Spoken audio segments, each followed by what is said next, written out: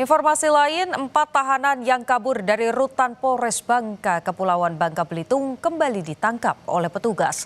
Sebelum tertangkap, salah seorang tahanan diketahui kabur menggunakan sepeda motor yang sempat dicurinya.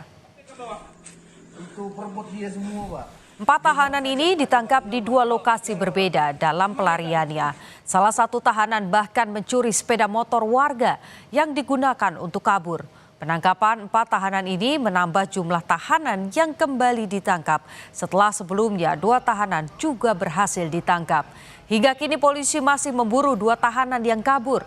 Masyarakat diimbau untuk segera melapor apabila mengetahui keberadaan 2 tahanan yang masih buron, guna mempercepat proses pengejaran dan menjaga situasi Kamtibmas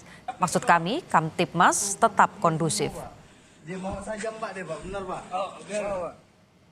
Untuk tahanan atas nama Willy ini melakukan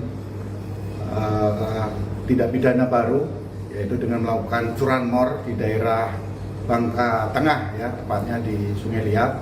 Jadi berupaya mengambil kendaraan bermotor milik orang lain digunakan untuk melarikan diri. Dan ini berhasil diamankan. Jadi sampai saat ini 2 orang tahanan yang belum tertangkap, yaitu atas nama Rosi Aprilianto umur 36 tahun serta Anugrah umur 23 tahun.